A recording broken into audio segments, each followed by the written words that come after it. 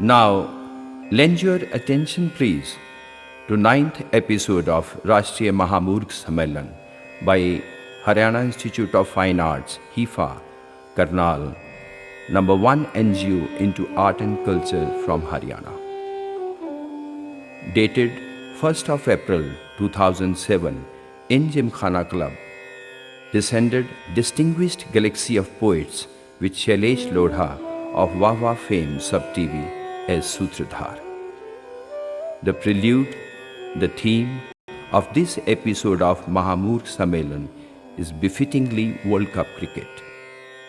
Starting with Team India ki Barat, Guru Ghantal Uvach, Gardhav Vandana and other bits, and finally all the poets cutting the great Indian cricket heroes to pieces by their recitals. In all, the stage is set on fire, coupled with maddening response of 3,000 strong audience.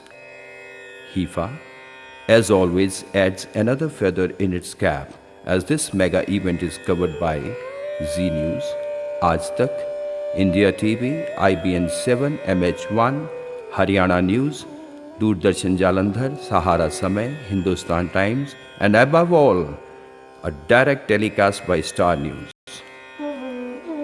The main sponsors of this presentation are Oswal Pumps Limited and the co-sponsors are Red Pro CHD City. Media partner Dainik Jagran. Happy watching.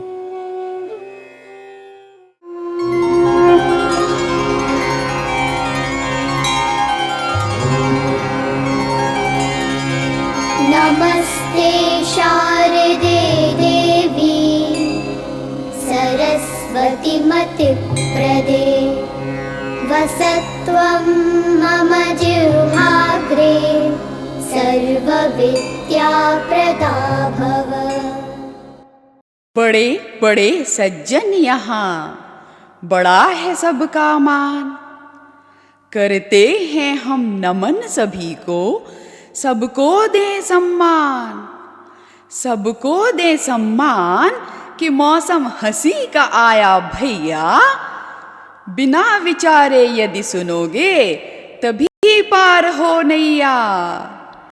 कह HIFA मुस्काए, कह HIFA मुस्काए, हमारा नहीं किसी से नाता, पर गेहूं के संग तो भैया घुन भी पीसा जाता, घुन भी पीसा जाता।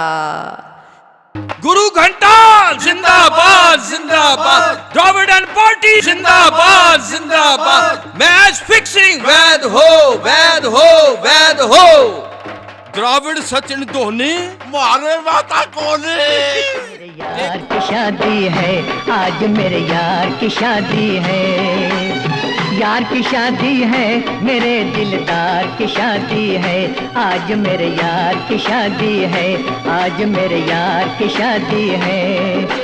लगता है जैसे सारे संसार की शादी है, आज मेरे यार की शादी है, आज मेरे यार की शादी है।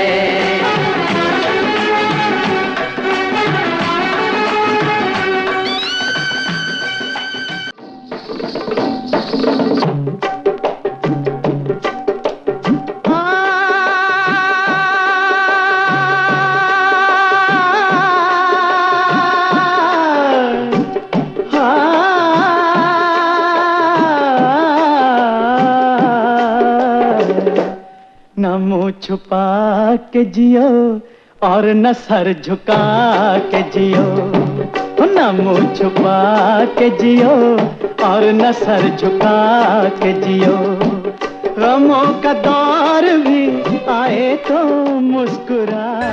और कल को भी रहेंगे। ललुआ हमको बनाया है तो हम कैसे जा सकते हैं। हम गुरु घंटाल इंडियन क्रिकेट का कोच अंकिल बोल रहा हूँ। हमने बागडोर संभाला तो प्रॉमिस किया कि हम लोग सबको बहुत ऊपर ले जाएगा, इतना ऊपर ले गया कि साला भगवान को प्यारा कर दिया। Sachin, Saurav, Dravid, Dhoni, all are my very dear son and like a loving papa you अंदर का बात बताऊं कि वेस्ट इंडीज के वर्ल्ड कप में हम लोग को काला लोग नहीं ना पसंद आया, उनका खाना एकदम अच्छा नहीं लगा। तो मैं बॉय से बोला कि भाइयों, ज्यादा जान मारने को नहीं मांगता, हार्ड वर्क करने को नहीं मांगता, पतली गली ढूंढो, घर चलिए। अबे चिकन करी, तंदूरी चिकन, लड़कियां सबको घर जाना है भाई। अब मैं क्यों बताऊं कि बांग्ला बंधु हमको मैच फिक्सिंग का कितना रोकड़ा दिया। क्या कोचगिरी छोड़ दूं? काहे भाई? भाई इंडिया का सरकार एकदम फेलियर रहता है, कभी अपना गद्दी छोड़ा, फिर मैं क्यों छोड़ूं?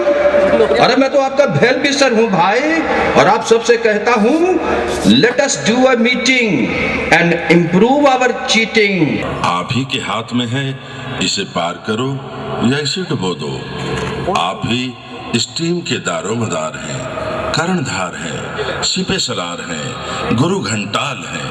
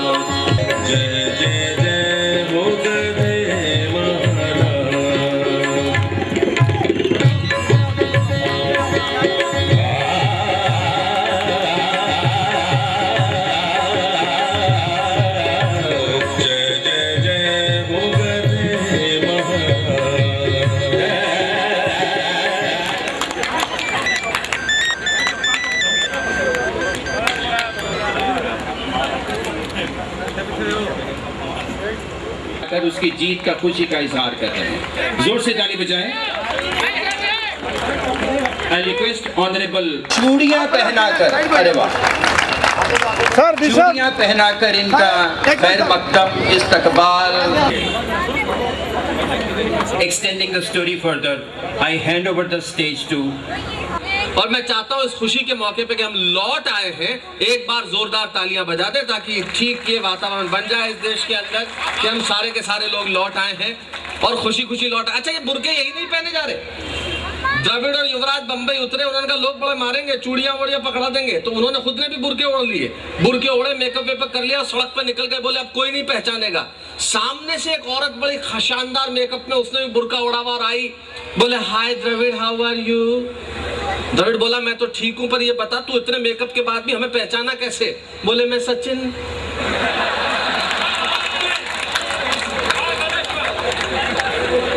ये स्थिति आने वाली है और यही इस देश में हो रहा है, मैं बता रहा हूं आपको, और हो ही रहा है। अच्छा, हमारे खिलाड़ियों का क्या है? हमारे खिलाड़ी तो बड़े महान है। वो आज जब मैं आ रहा था कलकत्ता से फ्लाइट में, तो दो आदमी मिल गए मुझे, एक इंग्लैंड का और एक अमेरिका का, दोनों आसपास बैठे हुए। अमेरिका वाला मुझे कहने लगा, देखो शैलेश भाई, तुम्हारी कंट्री के अंदर क्या है, हमारे यहाँ जो जिराफ है ना, जिराफ, वो जासूस होते हैं, वो अपराधियों को पकड़ लेते हैं, जिराफ भी अपराधियों को पकड़ते हैं। इंग्लैंड वाला बोला तुम्हारे यहाँ कुछ नहीं है, हमारे यहाँ मछलियां भी बांसुरी बजाती है। मैंने कहा हम सबसे आगे हैं, हमारे यहाँ गधे भी वर्ल्ड कप खेलते हैं। लेकिन वर्ल्ड कप खेल के हम आए हैं और कप की प्रतिमूर्ति हमारे साथ है, हम इसी में संतुष्ट हैं। हम हार गए, कोई बात नहीं, आप इस हार को बड़ा पॉजिटिव लीजिए। मैं सच बता रहा हूं साहब, ये देश संस्कृति का देश है, ये देश संस्कारों का देश है। हमारे यहाँ खिलाड़ी नहीं आता है, आप हमेशा मानिए। क्रिकेट क्या चीज है? किसकी खींचना चाह रहे हैं आप? कब की? अच्छा मनोज भाई, ये कप उठाओ कम से कम, ये तो लो। कोई बात नहीं, इसी बहाने ही सही फोटो तो आएगी। अच्छा, हम इंडिया वाले जानते थे कि ये कप हमारे यहाँ कभी नहीं आ सकता, इसलिए जब कप सारी दुनिया में घूम रहा था, भारत में आया, हमने तोड़ के भेजा। हमने उसी दिन उसे तोड़ दिया था कलकत्ता में, हमें मालूम था ये आ नहीं सकता। लेकिन मैं बताता हूँ मित्रों कि हम हारते हैं, इसके लिए हमारी संस्कृति जिम्मेदार है। हम ओलंपिक्स में हारते हैं, इसलिए हारते हैं कि हमारा धावक जब वहां दौड़ता है तो उसको एक चीज याद रहती है श्रीमद् भगवत गीता की, कि हम ये सोने चांदी और इन तुच्छ कप के लिए नहीं भागते दौड़ते। हमारी जिंदगी के अंदर सबसे महत्वपूर्ण है आत्मा। शरीर मिथ्या है, इसलिए जब धावक ओलंपिक में दौड़ता है उसका शरीर पीछे होता है, आत्मा सदैव आगे होती है। ये हमारा खिलाड़ी का योगदान है साहब। मैं बता रहा हूं, हमारा खिलाड़ी इतना कमाल का होता है कि जब हॉकी में खेलता है और गोल करने के मौके आते हैं, वो लखनवी अंदाज में झुक के कहता है पहले आप। ये कि हमारा खेल है साहब। और अगर हम कहीं जाके हार के आते हैं, इसमें भी हमारी संस्कृति है। हम वेस्ट इंडीज गए, उनके यहाँ इतने दिन रहे, उनका नमक खाया, अब उन सबको हरा के आना अच्छा नहीं लगता। और जब हमारे यहाँ कोई आता है तो अतिथि देवो भव। इसलिए मैं चाहता हूँ भारतीय संस्कृति के लिए एक बार आप जोरदार तालियां बजाएं, ताकि हमारी संस्कृति जिंदा रहे, हम इसी तरह हारते रहें, मस्त रहें, व्यस्त रहें। आइए कवियों का परिचय मैं आपसे करा देता हूं जो महामुल्क सम्मेलन में आज यहाँ उपस्थित हैं। मंच के इस कोने के अंदर जो खड़े हो जाओ भाई, अब तो सब खिलाड़ी होते हैं। ये वेद प्रकाश है, सौरव गांगुली की तरह इनका आज मंच पे 4 साल बाद कमबैक हुआ है, और मैं जानता हूँ ये कमबैक बड़ा जोरदार होगा। ये उतना धीमे नहीं खेलेंगे जितना गांगुली खेले थे। और ये हमारा हायला सचिन, ये सचिन तेंदुलकर है, लेकिन ये फॉर्म में है। अरुण जैमिनी, जोरदार तालियों से मेरा स्वागत करें। अरुण जैमिनी जो हरियाणा की धरती के लाल हैं। उसके बाद ये फ्रेंच कट दाढ़ी के अंदर धोनी की तरह बाल रखा हुआ आदमी, वैसे तो रोगी है, विष्णु सक्सेना। डॉक्टर विष्णु सक्सेना हमारी राखी सावंत इसलिए है क्योंकि जितनी लोकप्रिय वो है उतनी ही लोकप्रिय ये भी है, जितनी चंचल वो है उतनी ही चंचल ये भी है। उनके पास ये मीका। जोरदार तालियों से स्वागत करें संजय झाला जी का, जो दौसा से हमारे बीच में आए हैं। ये संजय झाला हैं। उसके बाद मुकेश गौतम, मनोज गौतम जी जो आपके अपने हैं, जोरदार तालियों से उनका स्वागत करें। मनोज गौतम जी। मैं शैलेश लोढ़ा हूं, मैं आपसे टेलीविजन पर रोज मिलता हूं। अगर आप मेरे लिए तालियां न भी बजाएंगे तो मैं आपका कुछ नहीं बिगाड़ सकता हूं। चलिए साहब, अब आज की महफिल शुरू करते हैं। हम चाहते हैं यहाँ कुछ रन बने। अच्छा, ये टीम हारती क्यों है? ये सवाल अक्सर किया जाता है। मैंने भी ये सवाल किया, हमारे रेल मंत्री मिल गए, मैंने उनसे पूछ लिया, मैंने कहा टीम हारती क्यों है? क्या हम मैच फिक्स करते हैं? बोला नहीं, फिक्सिंग विक्सिंग नहीं है। मैंने कहा क्यों? बोले हमारी टीम को हारने के लिए पैसा देगा कौन? तो मैंने कहा क्या प्रॉब्लम है? बोले फील्डिंग कमजोर है। तो मैंने कहा फील्डिंग कमजोर है तो क्या करे? बोले हमारे पार्टी का आदमी भर्ती कर लो। मैंने कहा क्रिकेट टीम में कर ले? बोले कर लीजिए, क्या फील्डिंग करेंगे? और सचमुच उनकी पार्टी के आदमियों को भर्ती किया और एक मैच रखवाया पाकिस्तान के खिलाफ 2 दिन पहले। और उनकी पार्टी वालों ने क्या फील्डिंग की साहब, इंजमाम उल-हक रन ले रहा था और उनकी पार्टी वाले ने बॉल उठाई, बाउंड्री लाइन से और विकेटों को दे मारी। Inzamam ul-Haq run out. मैंने कहा लालू जी क्या फील्डिंग है? बोले फील्डिंग नहीं, ट्रेनिंग है। मैंने कहा क्या ट्रेनिंग दिया? बोला कह दिया सालों को समझ लो विकेट नहीं है, नीतीश कुमार का टांग है, तोड़ दो।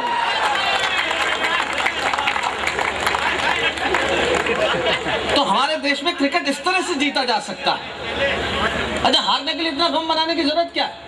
मैं सच कह रहा हूँ, पिछले वर्ल्ड कप फाइनल में जब अपन हारे थे, सबसे ज्यादा पटाखे मैंने छोड़े थे। मैं बहुत पॉजिटिव आदमी हूँ सर, बहुत पटाखे छोड़े। लोगों ने कहा शैलेश भाई पागल हो गए हो, अपनी टीम वर्ल्ड कप फाइनल में हार गई और तुम पटाखे छोड़ रहे हो। मैंने कहा तुम चिंता मत करो, अपन हार गए, बहुत अच्छा हुआ, वरना उस वक्त अपना कप्तान गांगुली था, उसका कोई भरोसा नहीं। छोटा सा टूर्नामेंट जीता था, नेट वेस्ट ट्रॉफी, इतना सा टूर्नामेंट जीता और अगले ने शर्ट उतार के घुमा दी। वर्ल्ड कप जीत जाते तो कुछ भी हो सकता था। और ऐसे दृश्यों के टीवी पर रिप्ले भी आते हैं। न जीत के हमने राष्ट्र को दुर्भाग्य से बचाया है। इसलिए मैं चाहता हूं भारत की ससम्मान हार पर एक बार जोरदार तालियां बजाइए, ताकि हम पुनः पुनः हार सके, बार बार हार सके, इसी तरह बेआबरू होके आ सके, और इसी तरह घर में खिलाड़ी छुप के बैठे रहे, ताकि क्रिकेट का भूत इस देश के कुछ दिनों उतरे। आइए, मैं उसे बुलाना चाहता हूं जो इस मंच का मीका है, पानी पी रहा है। संजय झाला राजस्थान की एक जगह दौसा, वहां से हमारे बीच में आते हैं। सबसे बड़े मूर्ख शिरोमणि को मैं बुलाना चाहता हूं। संजय झाला यहां आए और इस पिच पे ऐसी धुआंधार बैटिंग करें कि आप जोरदार तालियां बजाएं संजय झाला के लिए।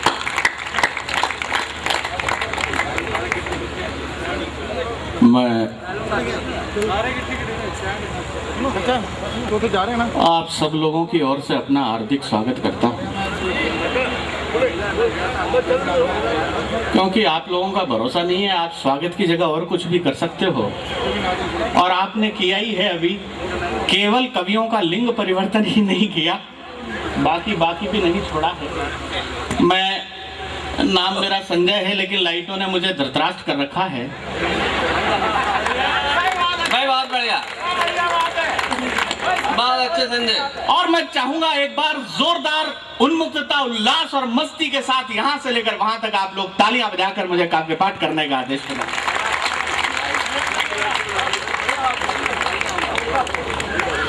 एक टीम, ये सामने कैमरे वाला ऐसे खड़ा है जैसे ऋष्यमुख पर्वत पर जांबवंत खड़े हों। खींच लो भैया, फोटो खींच लो। इसका दुरुपयोग मत करना, कहीं ऐसा नहीं हो कि सर मेरा रहने दो और धड़ मल्लिका शेरावत का लगा दो, कपड़े वो उतारे और बदनामी मेरी हो। ऐसा बिल्कुल मत करना। ये खड़े हैं कैमरे वाले, हमें भागने नहीं देंगे। लेकिन साहब मस्ती के साथ सुने, मेरा काफी शोध है। अभी परसों के दिन प्रधानमंत्री मनमोहन सिंह जी का मेरे पास फोन आया।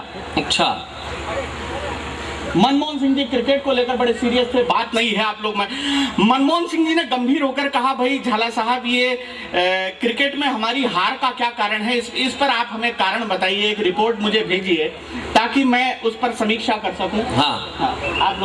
आप लोग ऐसे ना बैठे जैसे मेरे तीये की बैठक में आए हों। हम भारतीय क्रिकेट टीम के उठावने में शामिल। हाँ, आप लोग थोड़ा जाकर, हार का क्या प्रमुख कारण है, इस पर मैंने शोध किया साहब। अगर आपको लगे कि हमारे हार के प्रमुख 4 कारण हैं, आप मुझसे सहमत हो, तो एक एक हार के कारण पर मैं आपकी तालियां चाहूंगा। हार के प्रमुख कारण क्या है, बहुत गंभीरता के साथ मैंने शोध किया है। यहाँ डिप्टी कमिश्नर ऑफ पुलिस बैठे हैं, आपका भी विशेष ध्यान चाहूंगा कि हमारे हार का क्या कारण है। हमारी हार के प्रमुख 4 कारण हैं, बहुत गंभीरता के साथ कहना चाहता हूं। पहला कारण यह है कि एक तो हम रन नहीं बना सके। बहुत बढ़िया, तालियां वालियां बजाते रहो, मैं आपको बहुत इंपॉर्टेंट कारण बता रहा हूं। और दूसरा जो प्रमुख कारण है, इस बात पर आप पूरा सदन मुझे आशीर्वाद देगा, हाथ खोलेगा। दूसरा जो सबसे बड़ा इंपॉर्टेंट कारण है वो है कि हम आउट हो गए। ये कह रहा था अरुण भाई, आपको मैं सचिन तेंदुलकर के हारने का कारण बताता हूं। अगर आपको लगे सच्चा कारण है तो एक एक श्रोता मुझे आशीर्वाद देगा। सचिन तेंदुलकर इसलिए हारा कि जब वो मैदान में बैटिंग करने के लिए जा रहा तो घर से लुगाई का फोन आ गया, बोला घर का सिलेंडर खत्म हो गया। और एक विशिष्ट कारण जिस पर पूरा पंडाल मुझे आशीर्वाद देगा, हम इसलिए हारे कि इस हार का प्रमुख कारण इंदिरा गांधी है, क्योंकि न वो बांग्लादेश बनाती और न हम उससे हारते हैं। बहुत अच्छे, ये मूल कारण है साहब हार का। मैं आपका आशीर्वाद चाहूंगा, ध्यान चाहूंगा। और साहब मनमोहन सिंह जी ने इन कारणों को बड़ा अप्रिशिएट किया। मुझे याद है साहब कि हार ने वो कुछ अशिष्ट लोगों का एक शिष्टमंडल, ध्यान चाहूंगा, अशिष्ट लोगों का, कुछ अशिष्ट लोगों का एक शिष्टमंडल ओलंपिक संघ के अध्यक्ष, क्या है भाई, क्या हुआ है? ये कोई कश्मीर समस्या का समाधान कर रहे हो क्या? हाँ। मैं श्राप दे दूंगा, अगले बार इंडिया की टीम में भर्ती हो जाओगे अगर मुझे डिस्टर्ब किया तो। एक बार जोरदार तालियां बजा दीजिए आप लोग बीच में ऐसे। वो कुछ अशिष्ट लोगों का एक शिष्टमंडल माननीय शरद पवार जी से मुलाकात करने आया शरद पवार जी ने हमारी हार का परंपरागत रहस्य बताया। उन्होंने कहा हारते हम इसलिए हैं क्योंकि हारना हमारे देश की पावन परंपरा है। वाह, बहुत अच्छे। हार कर हम अपनी परंपराओं को निभाएंगे, और पंक्ति आपको अच्छी लगे तो पूरे सदन का मन चाहूंगा। हार कर हम अपनी परंपराओं को निभाएंगे, हारते हम इसलिए हैं क्योंकि हारे हरि को जाएंगे। वाह वाह वाह, बहुत बढ़िया। अब आप ही बताएं, हम अपनी परंपराओं को कैसे हैं त्याग सकते? और शोध देखें साहब, हम अपनी परंपराओं को कैसे हैं त्याग सकते जब हमारे शिवी, दधीची और हरिश्चंद्र ने दूसरों की प्रसन्नता के लिए अपने प्राण त्याग दिए, तो क्या हम सोने चांदी का ये विश्व कप नहीं त्याग सकते? और विश्व कप के हाथ हमने इसलिए भी नहीं लगाया है क्योंकि ये सोने चांदी से बना है, ये माया है। वाह। और विश्व कप जीतकर हम क्यों लाते? अगर हम लाते तो क्या गारंटी है कि वो इस देश में सुरक्षित रह जाते? वाह, बहुत बढ़िया। क्योंकि जिस देश में भारत माता का मान सुरक्षित नहीं है, जिस देश में अतीत की शान सुरक्षित नहीं है, जिस देश में भगत सिंह का बलिदान सुरक्षित नहीं है, जिस देश में वेद और पुराण सुरक्षित नहीं है, जीत कर हम विश्व कप लाते तो क्या गारंटी है कि उस देश में सुरक्षित रह जाते? वो इस देश में सुरक्षित। ये एक प्रमुख कारण था। अब मैं बात करता हूँ आपके उल्लास को और दुगुनित करता हूँ। जैसे माननीय बोला होते तो 4 हैं, पर एक बार सोनिया जी से कंफर्म करूंगा। बात का मजा लेना। मैंने कहा सर दो तो 5 होते हैं, बोले नहीं 4 होते हैं। मैंने कहा सर 5 होते हैं, बोले नहीं 4 होते हैं। मैंने कहा सर 5 होते हैं, बोले तुमसे कौन करा था? मैंने कहा सोनिया जी, बोले फिर तो होते होंगे। ये स्थिति है साहब। वो एक पत्रकार आया, उसने माननीय प्रधानमंत्री से पूछा, बोले सर आप ये बताएं आप किस चीज के डॉक्टर हैं? बात पर मजा लेना। तो माननीय मनमोहन सिंह जी बोले, भाई डॉक्टर तो मैं अर्थशास्त्र का हूँ। अच्छा। लेकिन जब से गठबंधन सरकार चला रहा हूँ अपने आप को जानवरों का डॉक्टर समझने लगा हूँ। ये प्रॉब्लम है साहब हमारे। अब ऐसा नहीं है कि माननीय मनमोहन सिंह जी के साथ में ही समस्या है, वो सोनिया जी के साथ मैंने एक प्रयोग किया, काव्येषु नाटकम रम्यम। मेरी कविता में आप लोग नाटकीयता का मजा ले सकते हैं, मस्ती ले सकते हैं। वो सोनिया जी एक बार दिल्ली में भाषण दे रही थी, जहां आपको अच्छा लगे पूरा सदन मुझे तालियां बजाकर मेरी बात को अनुमोदित करेगा। सोनिया जी का दिल्ली में भाषण, सांप्रदायिकता के तूफानों का ये क्या लिखा है? जमकर मुकाबला करना होगा, हमें इन तूफानों को रोकना होगा। इतने में उनका सेक्रेटरी घोषणा करता, बोले सभा कैंसिल की जाती है। अब बात का मजा लेना। लोगों ने कहा सभा तो बहुत अच्छी चल रही थी, तुमने कैंसिल क्यों कर दी, क्या बात है? बोले बात कुछ नहीं है यार, भाषण का पन्ना उड़ गया था। वो एक बार दिल्ली में भाषण दे रही थी, भाषण बड़ा सीरियस था लेकिन लोग हंस रहे थे, मजा ले रहे थे। उन्होंने अपने सेक्रेटरी से कहा, सेक्रेटरी ये हमारा भाषण तो बहुत सीरियस, लेकिन ये लोग हमारे भाषण पे हंस क्यों रहे हैं? बात का मजा लेना। उन्होंने अपने सेक्रेटरी ये लोग हमारे भाषण पे हंस क्यों रहे हैं? सेक्रेटरी ने कहा, मैडम कोई खास बात नहीं है, बस आपने रामनवमी का भाषण 26 जनवरी पे पढ़ दिया। अब इस बात पर तो एक श्रोता मुझे दिल खोलकर आशीर्वाद देगा। बोले ये हमारा भाषण तो आधे घंटे का था, ये हमारा भाषण तो आधे घंटे का था, ये 2.5 घंटे का कैसे हो गया? बोला कुछ नहीं, 4 कार्बन कॉपियां साथ में ही लग गई थी। अटल जी को फोन किया, अटल जी आजकल आप कैसे हैं, कैसा चल रहा है? तो अटल जी जवाब देते हैं, जवाब देते हैं अटल जी,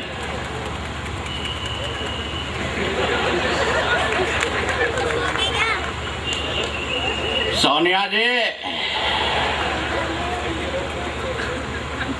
कोई उमंग नहीं जीवन में, तन में, मन में और घुटनन में।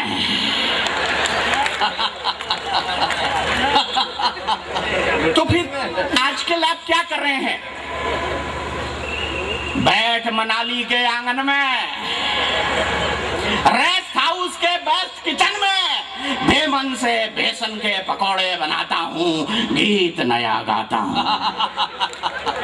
भाई बहुत अच्छे। वो भी माननीय साहब हिंदुस्तान आए, वो वाजपेयी जी से पत्रकार ने पूछा, बोले सर इस बात का हमें है बहुत गिला कि आपको राष्ट्रीय मुद्दों पर कभी भी पूर्ण बहुमत नहीं मिला।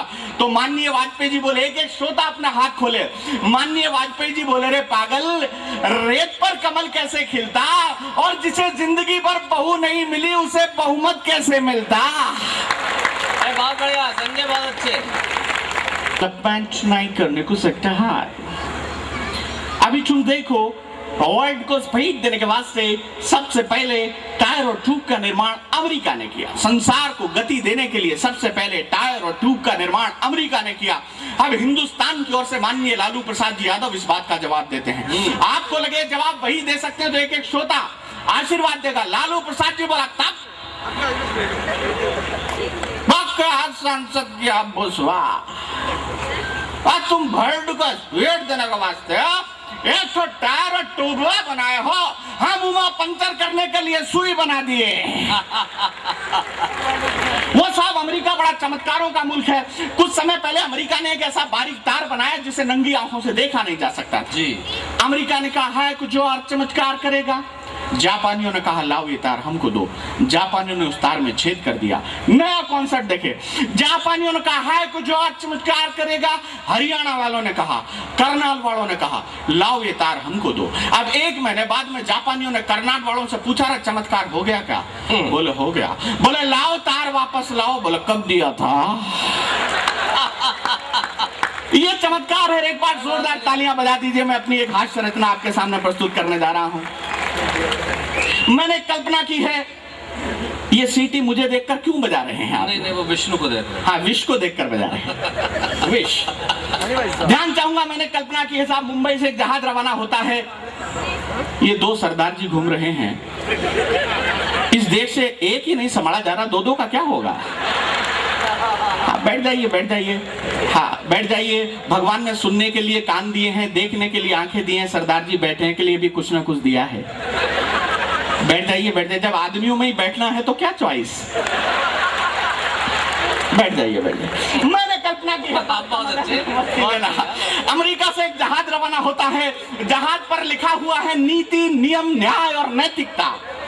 हाँ, जहाज रवाना होने से पहले इन चारों नन्नों का बड़ा शोरगुल था। टिकट एक भी नहीं बिका, लेकिन पूरा जहाज फुल था। टिकट चेक कराए गए, कुछ यात्री तय खाने में, कुछ मैं खाने में, बाकी कुछ गुसल खाने में पाए गए। टिकट कलेक्टर सिद्धांत कोने में खड़ा खड़ा रो रहा था बेचारा, क्योंकि कुछ करनाल वालों ने साले को चढ़ते ही मारा। मंच पर चाय आ गई है। हाँ। ये मेरे प्रति घोर षड्यंत्र है। जब देवताओं और दानवों का युद्ध हुआ, दोनों थककर बैठ गए, तो देवताओं ने दानवों से कहा, यूयम सुरापी वयम चापी, अर्थात तुम दारू पियो, मैं चाय पीता हूँ। ये लोग वही कर रहे हैं, ये मेरे प्राण का पान कर रहे हैं जी। आप लोग मस्ती। जोरदार कविता प्रारंभ करता हूँ साहब। अमेरिका से एक यात्री आता है, स्टैनली मॉरिस नोबल। वो जहाज में होता है, जहाज में एक भव्य मंदिर होता है। सोचता है भगवान के दर्शन कर लूं, पूरी यात्रा अच्छी निकलेगी। स्टैनली मॉरिस नोबल जो ही भगवान के मंदिर के दर्शन करके नीचे उतरा, तो ही एक चमत्कार हुआ, उसकी चप्पलें गायब थी। बहुत अच्छे। मॉरिस नोबल मंदिर की एक श्वेत धवल स्निग्ध और हिमाच्छादित देवदूत आकर उसे गीता का उपदेश देने लगा। कहने लगा, इसे भारत की हार के साथ कंपेयर करें, आपको मजा आएगा। कहने लगा, मां शुच है, शोक मत कर, धैर्य धारण कर, जो होता है वो होता है बिल्कुल सही, मुझे देख मेरी भी गई। तुच्छ चप्पल के लिए आंसू बहा रहा है, मुझे देख क्या मैं रो रहा हूं? मैं रो नहीं रहा हूं, इसका मतलब ये नहीं है कि मैं आदमी बड़ा हार्ड हूं। मैं रो नहीं सकता क्योंकि मैं यहाँ का सुरक्षा गार्ड। थोड़ा गम खा, थोड़ा ठहर ले, जुगाड़ होते ही किसी के भी पहन ले। और ये बात मैंने किसी से नहीं कह रखी है, मुझे देख मैंने भी ऐसे ही पहन रखी है। मॉरिस नोबल वाला इस बात पर पूरा सदन हाथ खोलेगा। मॉरिस नोबल बोला, मैन तुमने जो कहा है वो बात एकदम सही है, लेकिन तुमने जो पहन रखा है अब उनका यही है। अब जहाज में साहब कुछ हरियाणा के, राजस्थान के शानदार जानदार प्रेमी होते हैं। प्रेमियों का मजा लेना। हमारे हरियाणा के कैसे प्रेमी शानदार प्रेमी। एक प्रेमी अपनी प्रेमिका से बोला, अब की बार मैं तुम्हारी मांग चांद सितारों से भर दूंगा, और जुगाड़ नहीं बैठा तो तेरा कन्यादान कर दूंगा। हरियाणा के प्रेमी हैं, शानदार प्रेमी। एक दूसरा प्रेमी भी था, वो अपनी प्रेमिका से बोला, तुझसे प्यार करके तो मेरी तकदीर ही जाग गई। मैंने तुझे इतने लव लेटर पोस्ट किए कि तू पोस्टमैन के साथ भाग गई। अब ऐसा कर, मैंने तुझे जितने भी लव लेटर लिखे थे वो सब मुझे वापस कर दे। प्रेमिका हड़बड़ाई घबराई चिल्लाई, लव लेटर लेके क्या करेगा? आहें भरेगा, मरेगा या ब्लैकमेल करेगा?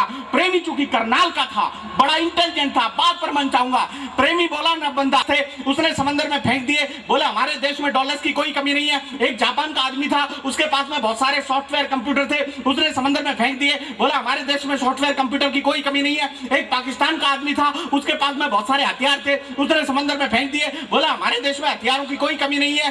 एक करनाल का भी था, उसने तीनों को धक्का दे दिया। व्यंग देखे, विद्रूपता देखे। बाप जहाज के कैप्टन ने कहा, रे ये तीनों तो हमारे मेहमान थे, तूने इन तीनों को धक्का क्यों दे दिया? बोला हमारे देश में आदमियों की कोई कमी नहीं है। अब पुलिस वालों की ड्यूटी थी, डिप्टी कमिश्नर साहब आपको समर्पित करता हूं। बात का मजा लेना। आप लोगों ने फिल्म टाइटैनिक देखी होगी, अंतरिम दृष्टि देखे मजा लेना। पुलिस वालों की ड्यूटी थी कि यात्रियों को सुरक्षित नाव से किनारों तक पहुंचाएंगे। पुलिस वालों ने कहा, यात्रियों की ऐसी की तैसी पहले हम जाएंगे, हम बचेंगे तभी तो तुम्हें बचाएंगे। अब अंतिम दृश्य देखें, जैसा आप फिल्म टाइटैनिक में देखा होगा। सारे पुलिस वाले नाव में बैठ गए हैं, ऊपर से यात्री चिल्ला रहे हैं। नाव की ये स्थिति, एक भी आदमी अगर एक्स्ट्रा बैठ जाए तो नाव डूब सकती थी। ऊपर से यात्री चिल्लाया, बचाओ बचाओ बचाओ। नीचे से एक पुलिस वाला बोला, पहले 50 का नोट लाओ। यात्री ने 50 का नोट निकाला ताजा, और पुलिस वाला कितना इंटेलिजेंट था। यात्री ने 50 का नोट निकाला ताजा, और पुलिस वाले ने कहा, ऐसा कर यार, तेरी जगह मैं डूब जाऊंगा, तू मेरी जगह आ जा। इतने में ही बगल वाला पुलिस वाला बोला, क्यों बे साले, 50 रुपए के लिए अपनी जान दे रहा है, जान देने के पीछे तेरी क्या रजा है? और एक एक श्रोता हाथ खोले। 50 रुपए के लिए अपनी जान दे रहा है, जान देने के पीछे तेरी क्या रजा है? पुलिस वाला बोला, अगर फोकट का माल जेब में हो तो डूबने में भी मजा है, डूबने में बहुत। सारे कवियों को बस ये दिक्कत है कि आप उन्हें नजर नहीं आ रहे हैं इस रोशनी की वजह से, इसलिए सिर्फ एक ही चीज जो है वो आपके होने का एहसास करा सकती है, वो आपकी करतल ध्वनि। बस ये करते रहें ताकि इन्हें एहसास होता रहे कि आप यहाँ उपस्थित हैं। बहुत बहुत बढ़िया ढंग से, बस ये होना चाहिए, वरना इनकी हालत तो ऐसी है। मैं बताऊँ, ये तालियों से कोई कभी बड़ा नहीं हो जाता, आदत खराब होती है। तालियों की आदत इतनी खराब होती है कि संजय झाला की शादी हुई, कमरे में गया, पत्नी का घूंघट उठाया, प्रेम की 3-4 कविताएं सुनाई। पत्नी थोड़ा शर्माई, बोले शर्मा मत, ताली बजा। आदत का मारा होता है सब आदमी। इसलिए सारे कवि यहाँ आके कहेंगे, ध्यान चाहूंगा, स्नेह चाहूंगा, आशीर्वाद चाहूंगा, मोहब्बत चाहूंगा, समर्थन दीजिएगा। इन सब का एक ही मतलब है, बस बजा दीजिएगा। हाँ, बस यही एक चीज है, वरना कवि का क्या भरोसा साहब, वो कुछ भी कह सकता है। एक शायर आए माइक पे, उनकी गजल का पहला शेर था, मेरी माँ ने तोता पाला। अब अंधेरा, आदमी दिख नहीं रहे, भूल भाल गए और कहने लगे मेरी माँ ने कुत्ता पाला। अगली लाइन याद ही नहीं आ रही, 13 बार हुजूर अर्ज किया है कि मेरी माँ ने कुत्ता पाला, मेरी माँ ने कुत्ता पाला, मेरी माँ ने कुत्ता पाला, मेरी माँ ने कुत्ता पाला। जैसे ही 14वीं बार बोला मेरी माँ ने कुत्ता पाला, ऑडियंस में से खड़ा हो गया, बोले अच्छा, उसे ला के माइक पे छोड़ दिया। तो आप तो मस्ती में हैं, आप कुछ भी कर सकते हैं, लेकिन इनकी हालत बड़ी खराब रहती है, इसलिए रिस्पांस बड़ा जरूरी है। अगर ये रिस्पांस नहीं आएगा तो काफी दिक्कतें होंगी। ये एक लाइट और लग गई। सरदार जी, ये किसके लिए?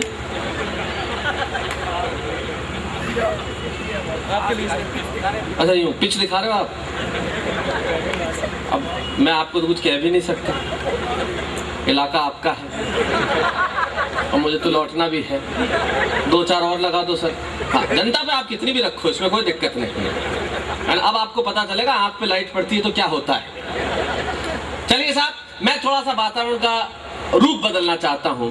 मैं आपको हृदय के उन स्पंदनों की ओर लेके जाना चाहता हूं, स्वर के उस आलिंगन से बांधना चाहता हूं जिन्हें सुनना एक अनुभव है। मित्रों, मोहब्बत, इश्क, प्यार एक ऐसी चीज होती है जिसके ऊपर लिखना बहुत आसान नहीं होता, लेकिन कुछ लोग होते हैं जिसमें, देखिए आज ये महामूर्ख सम्मेलन है और आज के ज़माने में प्यार से बड़ी कोई मूर्खता वैसे नहीं है, लेकिन कुछ लोग हैं जो ये मूर्खता बहुत शान से करते हैं। उनमें से एक कवि हमारे ऊपर हिंदी कवि सम्मेलनों की पिछले दिनों की जो सर्वाधिक सबसे बड़ी उपलब्धि है, मैं वो कहूँगा डॉक्टर विष्णु सक्सेना है। पिछले 10 वर्षों में हिंदी गीतों को एक नई परंपरा और नई विधा को देने का जिन्होंने काम किया वो डॉक्टर विष्णु सक्सेना है। इश्क इतना आसान नहीं होता।